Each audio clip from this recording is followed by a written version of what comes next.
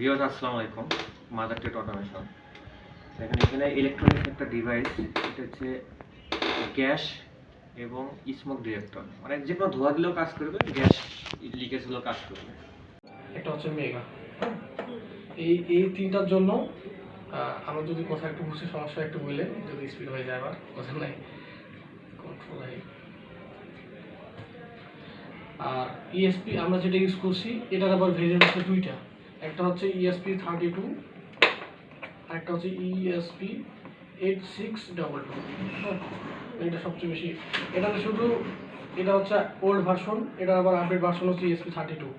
এখানে wifi plus Bluetooth দুটোই building করা আছে।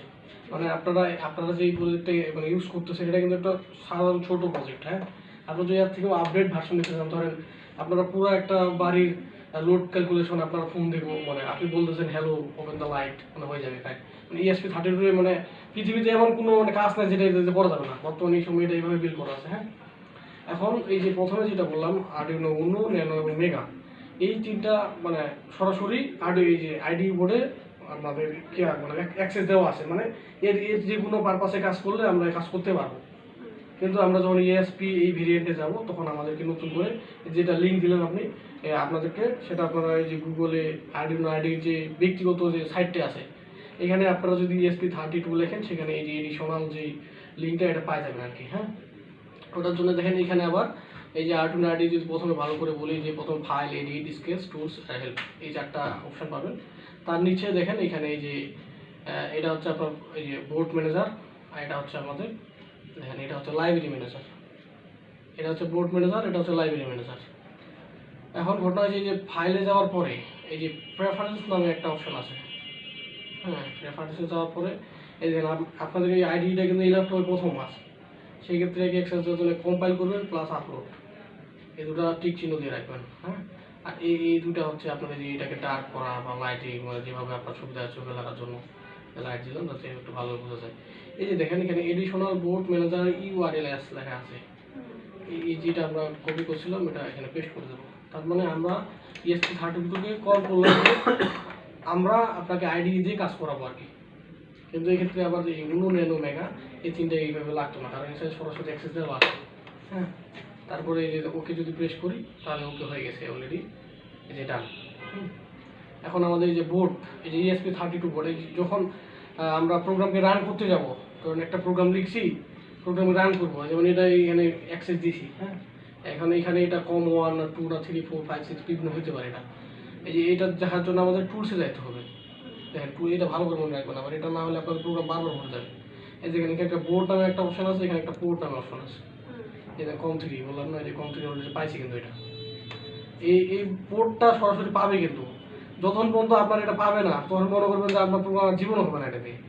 এই যে এই পোর্ট COM3 এটা সরাসরি দেখেন এখানে নিয়ে যাচ্ছে, কিন্তু আপনার যখন এই পোর্টটা লাইন পাবে না, অনেক ক্ষেত্রে দেখেন ল্যাপটপের এইরকম করে 2-3টা অপশন থাকে এই মানে USB দেওয়ার, কোনো ক্ষেত্রে এটা দেওয়া থাকে না, মানে ওই ক্ষেত্রে আপনি এটা চেঞ্জ করে নিতে হবে। একটা পোর্ট চেঞ্জ হলে আর হবে না, মানে চেঞ্জ সব ল্যাপটপের অ্যাক্সেস উপরে দেওয়া নেই। যেমন এই টাঙ্গাইলে কিছু নিয়ে গেলাম, মানে একটা অফিসিয়াল ল্যাপটপ এমন ভাবে দিছে ওটাতে একটাও কাজ করে না, এরকম একটা অবস্থা।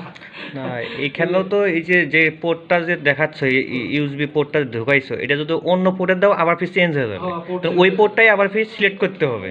হ্যাঁ, অবশ্যই চেঞ্জ হবে। যদি প্যারালালি দিয়ে রাখছে তাহলে হবে না আর কি, এখানে দুইটা বিষয় আমার হবে। এটা তো এর তো বোঝার কথা,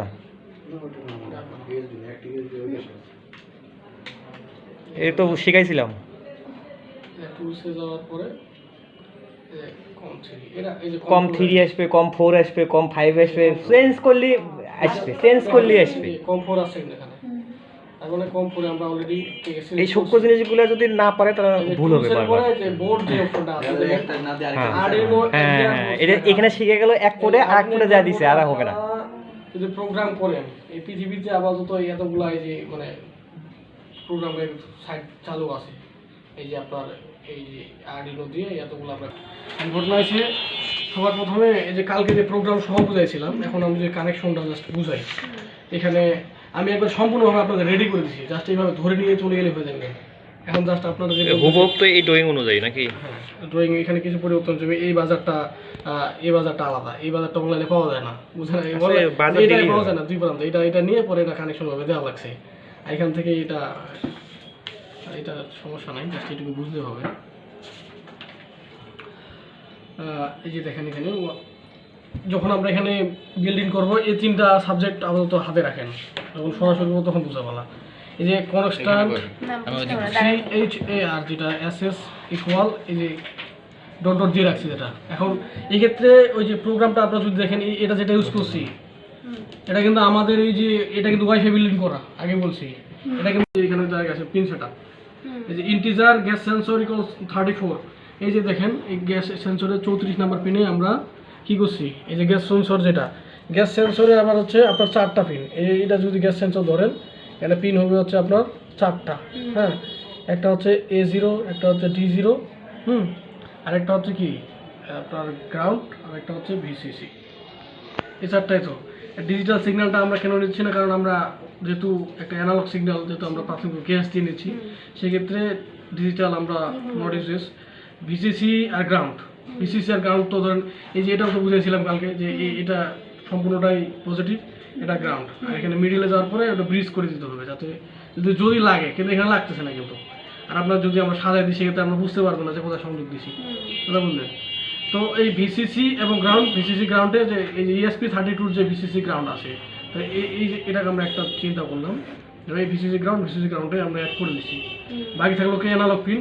এই যে এখানে আমরা লিখছি যে ইন্টিজার গ্যাস সেন্সর ইকুয়াল 34, এখানকার অ্যানালগ পিনটা এই যে আমরা ESP32 34 নাম্বার পিনে কী করবো, সংযুক্ত করে দেবো। তার মানে অলরেডি গ্যাস সেন্সরকে আমরা সংযোগ ডান, কথা বুঝছেন। এই যে এখানে পিন নাম্বার দেওয়া হয়নি, এই যে দেখেন এখানে 3টা পিন দিছি। একটা হচ্ছে আপনার এই যে GPIO 32 এখানে দিছি, আর এটা হচ্ছে 3.3 ভোল্ট, এটা এই মানে VCC গ্রাউন্ড দিছি। আর আপনার এখানে অ্যাড করছি ডিজিটাল পিন, অত উজ্জ্বল আছে এখানে, হ্যাঁ। পিন নাম্বারটা একটু ছোট করে লিখে দিবেন। আচ্ছা, ওটা যদি ওভাবে চান সেক্ষেত্রে বানিয়ে দেওয়া লাগে। জাস্ট আমি আমার বুঝার সাপেক্ষে আমি জিনিসটা এটা করছিলাম, তাছাড়া অন্য কিছু না। বললেন নাহলে তো কালকে আপনাদের দিয়ে দিতাম আমি। তারপরে যে এখানে লিখছে এই পর্যন্ত ওকে নাকি, এই যে গ্যাস সেন্সর থেকে আমরা যে বাজারকে বাজার না, গ্যাস সেন্সর থেকে যে ESP32 দিয়ে দিছি, এই পর্যন্ত কিন্তু প্রাথমিকভাবে যদি আমরা ধরতে যাই তার মানে আমাদের কিন্তু কাজ ওকে। বাজার এক্ষেত্রে আমাদের লাগতো, ধরো বাজারটা দিলাম না, এক্ষেত্রে এলইডিও দিতে পারবেন আপনি, প্যারালাল যত এটা নিয়ে এখনো যায়নি কিন্তু। এইটুকের মধ্যে বাজারটাকে যদি আমরা উঠায় রাখি, তারপরে আপনি এখানে গ্যাসেন আপনার ফোনে ডিরেক্ট যাবে কিন্তু, বুঝতে পারছি।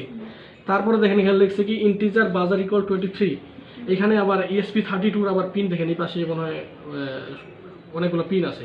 এই পিনের আবার এইগুলো GPIO পিন বলে, GPIO। এই পিনের আবার ভেরিয়েশন আছে, এই পিনগুলো আমার একদিনে তো এত কিছু বলা সম্ভব না, আপনারা বুঝবেন না কিন্তু। এই যেমন 16 নম্বর পিন, এই যে D2, এই যে 2 নম্বর পিন যেটা আছে, এই যে এই পিনগুলা যেমন এই যে D25, এটা আবার AC এবং DC দুইটাই সাপ্লাই দেবে। কিন্তু আপনার D16তে যখন যাবেন তখন যদি আপনি এই যে রিলে লাগা চালাতে চান চলবে না কিন্তু, আমার মানে ওই সিগন্যালটা ফ্লো করবে না, এটা কথা বুঝতে পারছেন। ওটা আবার আলাদাভাবে বিল্ডিং করা আছে। যেমন অনেক ক্ষেত্রে যেমন এই যে সেন্সরগুলো 6টা পিন থাকে, বুঝতে পারছি, যেমন এখানে 4টা মানে 6টা ক্ষেত্রে, যেমন আপনারা যদি 7 সেগমেন্ট করেন সেক্ষেত্রে 1 2 3 4 5 6 ABCDর একটা হিসাব আছে। ওইটার জন্য পরে তখন আমরা এই যে 16 পিনকে ইউজ করবো, তখন আবার AC দেওয়া যাবে না, তখন আমরা AC চালাবো, তখন আবার 7 সেগমেন্ট চলে যাবে। মানে এই জন্য ESP32 এইভাবে মানে ডিজাইন করা আছে, বুঝতে পারছি, বুঝতে পারছি মনে হয়। তারপরে যে ইন্টিজার বাজার 23, এখানে 23 নম্বর পিনে আমরা একটা বাজার কিনেছি, এই যে 23 এই পিনটা, এখানে D23 লেখা আছে, দেখা যাচ্ছে না, এই যে বাজার 23, এই যে এটা একটা বাজার, এই যে একটা বড় প্রান্ত থাকে, একটা ছোট থাকে, আর এইবারে উপরে কোনো প্লাস চিহ্ন দেওয়া থাকে। আপনারা যে বাজারগুলো দেখেন, আপনারা এই যে LED দেওয়া যায়, ওটা সমস্যা নেই, কিন্তু এলইডিটা ভেজাল, ডিজিটাল নেবেন না তো সিগন্যাল, এলইডি দিয়ে অ্যানালগে দিতে লাগবে। এই একই হিসাব, এটা বুঝলে আপনারা এখানে মানে যতগুলো এলইডি লাগাতে পারেন আপনাদের ইচ্ছা, ওটা বুঝতে পারছি, ওটা আপনাদের কোনো টেনশন নাই। ইন্টিজার বাজার ইকুয়াল 23, এখানে এই যে 23তে দিছি, এই 23-এর হিসাব আছে, মানে যে বললাম GPIO পিনের হিসাব আছে। এই 23 আমরা AC/DC দুইটা ফলো করবে। এই যে আমরা রিলে অ্যাড করছি না, এখানে রিলে কিন্তু প্যারালাল অ্যাড করছি, সিরিজ প্যারালাল তো বুঝেন যে ওই লাইনের সাথে সরাসরি দিয়ে দিছি। এই যে আছে যখনই নর্মালি ক্লোজটা মানে ওপেন হয়ে গেল, কিন্তু ওপেনটা ক্লোজ হয়ে গেল, তখন আমাদের লোড চলছে। আর গ্যাসটা শেষ হয়ে গেলে তখন কি হবে? ক্লোজ নেবেন না ওপেন দিবেন আপনাদের ব্যক্তিগত ব্যাপার। যদি আমি ক্লোজ নেই তখন ক্লোজ নিলে এখন আপনার এখন ক্লোজটা মানে কি সব সময় লাইন থাকিয়ে যাবে? লাইন থাকবে যখন হ্যাঁ এখানে আসলে মেন কাজটা হচ্ছে কি, যে কোনো একটা ডিভাইস আপনার ম্যাগনেটিক কন্ট্যাক্ট কন, রিলে কন, এই দুটো ডিভাইস আছে না, এই ডিভাইসের কাজ আছে, এই ডিভাইসের কাজ হচ্ছে ক্লোজ কন্ট্যাক্টকে ওপেন করে, ওপেন কন্ট্যাক্ট ক্লোজ করে। কখন করে? যখন আপনার সাপ্লাই দিব, কয়েলে যখন সাপ্লাই দিব, কন্ট্যাক্টটা যখন ধরবে তখন ক্লোজকে কি করবে? ওপেন করবে, ওপেন করে কি করবে? ক্লোজ করবে। এর কাজ একটুকি, এই কাজটা কন্ট্যাক্টেরও যা কাজ, রিলেরও সেই কাজ। রিলেটা কোথায় ইউজ হয়? রিলে ইউজ হয় হলো ছোটো ছোটো সার্কিটে ইউজ হয়, মিনি মিনি সার্কিট যেগুলো সেগুলোতে রিলে ইউজ হয়। আর ম্যাগনেটিক কন্ট্যাক্টগুলো ইউজ হলো বড় বড় সার্কিটে। তাহলে ক্লোজ আর ওপেন বুঝছেন তো এখন? হ্যাঁ লাইন দেওয়ার সাথে সাথে জ্বলার কথা একটা না, এখানে চলবে নরমালি ক্লোজ যেটা ওটা চলছে। হ্যাঁ কমলা এখন রিলেটা যখন অন হবে তখন ওইটা বন্ধ হয়ে এটা ধরবে, অন অফ হবে। অন অফ করলে তো দুটো একটা, এখন ওইটা বন্ধ হয় কি হয়েছে? এটা জ্বলছে। এখন ক্লোজটা বোঝা গেছে, ক্লোজটা আসলে কি জিনিস। মানে ধরেন আপনার বাসায় দুটো বাতি দেওয়া আছে, মানে এটা এখন দেওয়া আছে সবুজ গ্রিন বাতি, ধরুন কোনো কিছু সমস্যা নাই। যখন এই রেড বাতি জ্বলবে তার মানে আপনার সিগন্যালের সমস্যা আছে, এই হলো ঘটনা আর কি। এখানে এসি আউটপুটটা এসি দেওয়া আছে, এই রিলেটা হচ্ছে 5 ভোল্ট, 5 ভোল্ট থেকে দেখেন আবার এসিও চলবে। তো আমার কাছে দেখেন একটা গ্যাস আছে, এখানে গ্যাস মেশিন আমি দিলাম, এখানে গ্যাস দিলাম, দেওয়ার পরে আমি কাজ করতেছে। এবং এখানে যদি আমি কোনো রকমের ধোঁয়া দিই তাও কাজ করবে, সেটাও আমি দেখাবো। দেখেন আমি আবার কয়েলের ধোঁয়াটা দিচ্ছি, তো এবার আমার টাইমটা কমায় দিছে। তো এটা হচ্ছে এই যে প্রজেক্টটা আমি দেখালাম, এই প্রজেক্টটা কিন্তু একটা ভার্সিটিতে আমরা দিচ্ছি। হ্যাঁ, আপনার যে কোনো ধরনের প্রজেক্ট করতে পারবেন, আপনার আর্ডিনো, মাইক্রো কন্ট্রোলার, আবার আপনারা যে ইলেকট্রিক্যালের যে কোনো প্রজেক্ট আপনারা এখানে করতে পারবেন, ইলেকট্রিক্যাল ইলেকট্রনিক্সে।